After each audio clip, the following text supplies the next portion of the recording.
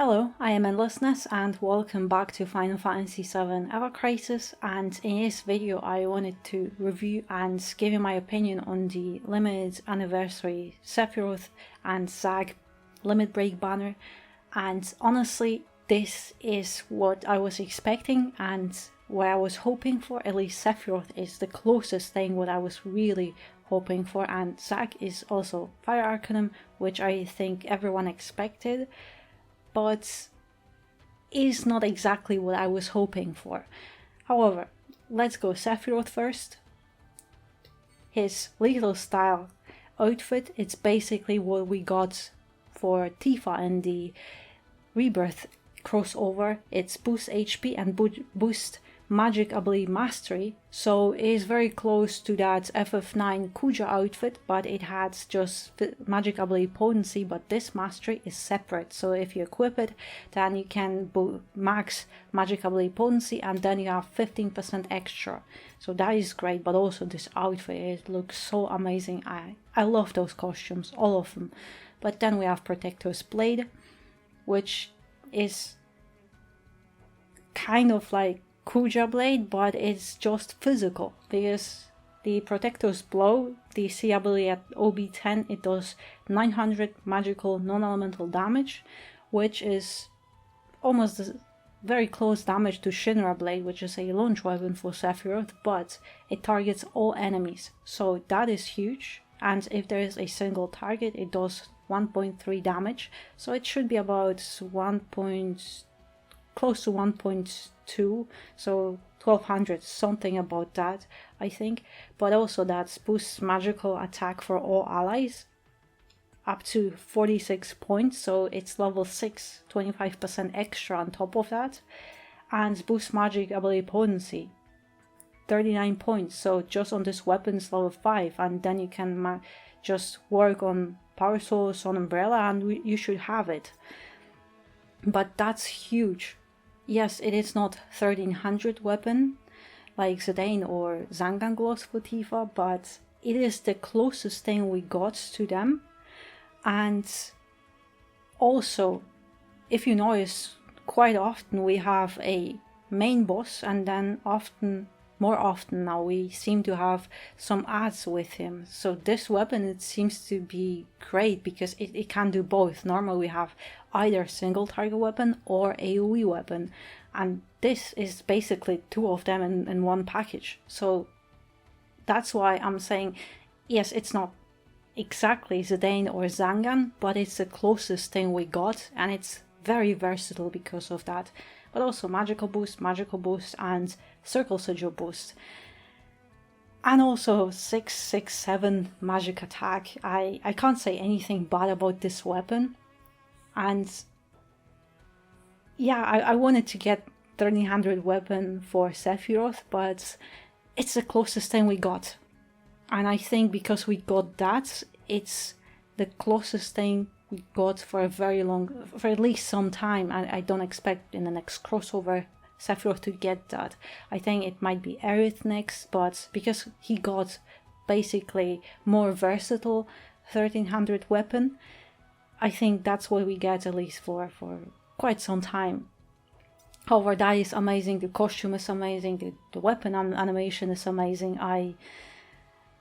I can't believe we got that. I expected that because his weapon animation, it didn't have... Some people, yes, lightning, it would have made the only sense, because those limit break banners, they seem to be all elemental arcanums, but Sephiroth attack, it didn't have those thunder effects, those sparks, so it was my first thought when I saw that animation that it looks non-elemental, but it would break the limit break Arcanum pattern. But yeah, I'm very happy with that for Sephiroth. But Zack, we got Fire Arcanum, and I think everyone expected that because the weapon animation, it was very obvious. But I was really hoping it would be Physical Arcanum, but it's magic attack. And that's...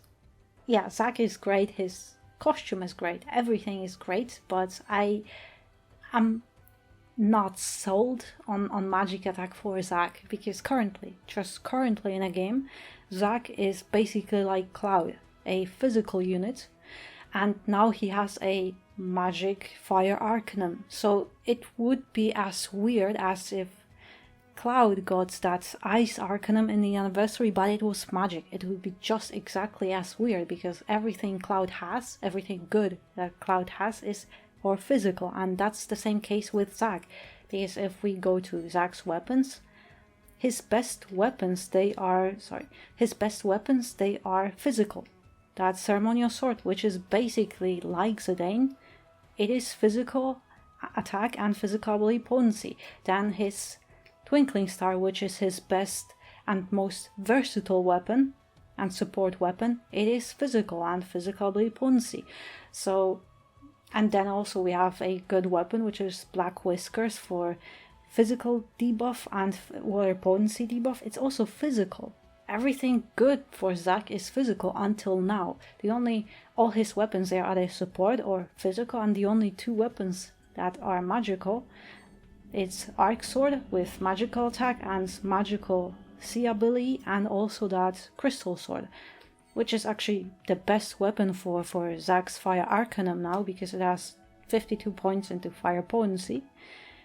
But it's also magical, so those are his two only weapons, and Cloud has the same case. He also has maybe 2-3 magic weapons, but everything else for him is physical, so everyone considers Cloud physical unit. So the same case is with Zack currently. I'm saying it currently, because I'm also guessing I know why Zack got that magic fire arcanum.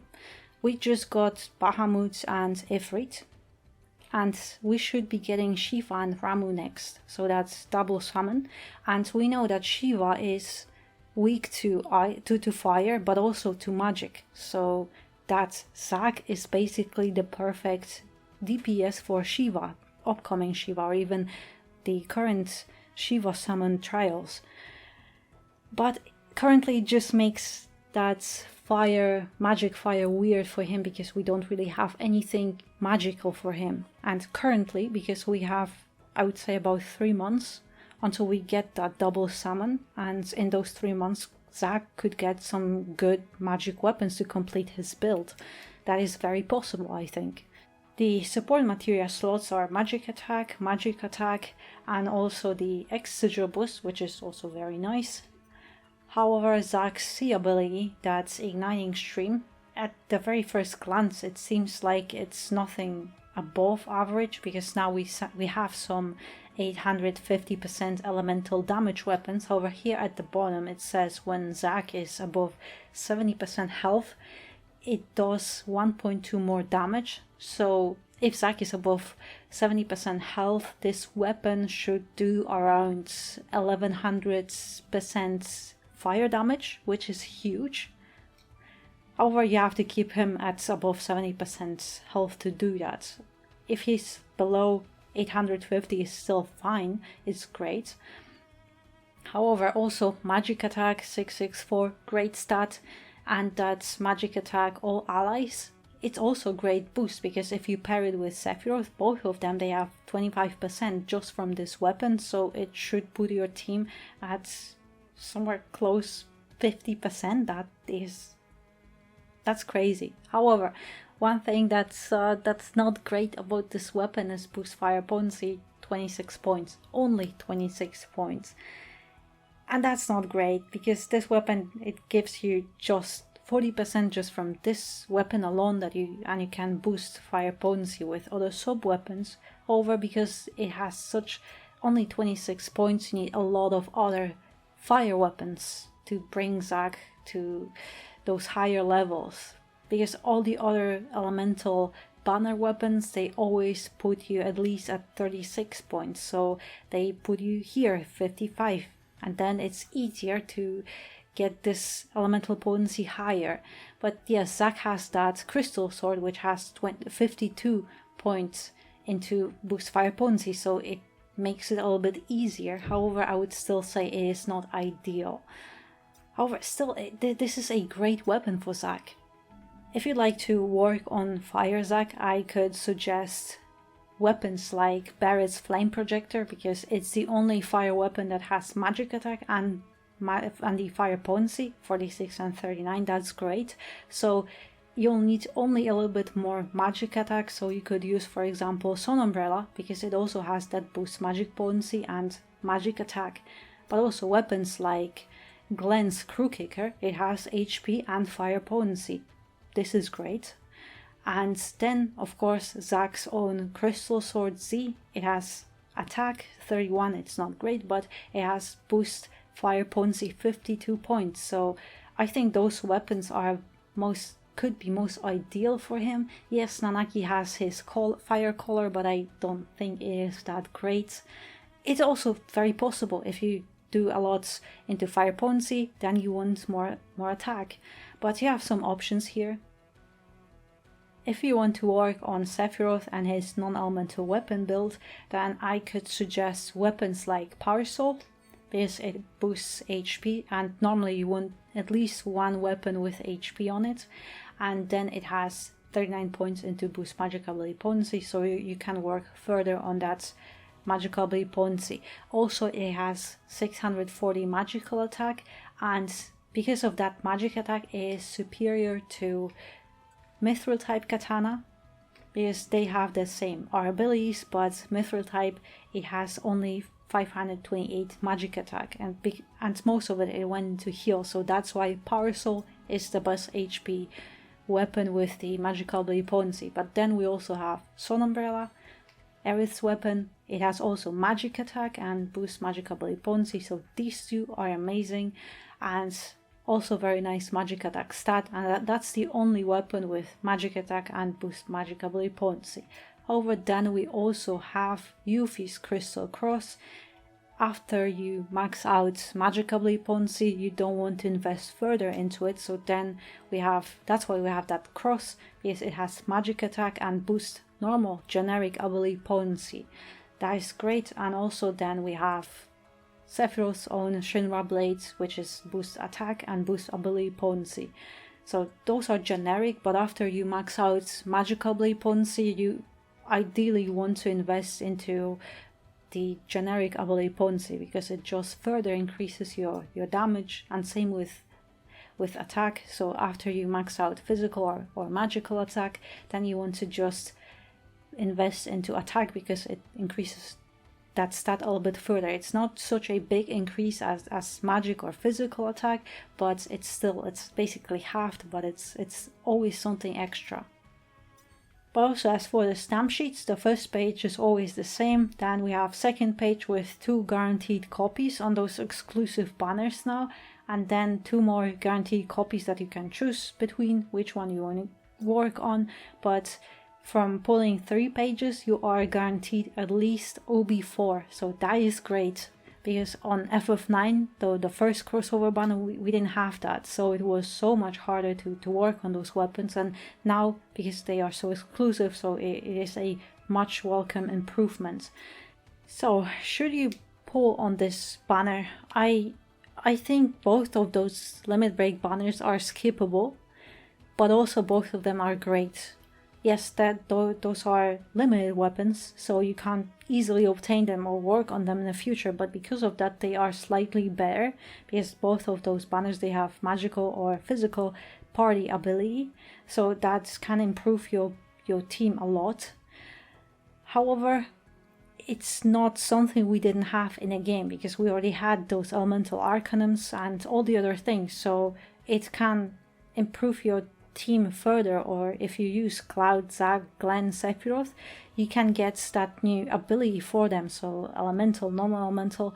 So, but also it means you have to use those characters and work on them to upgrade them. So those are great, but if you want to use those characters, obviously until now all those exclusive banners, they have been S+. So yeah, obviously, but as for me, I am pulling. I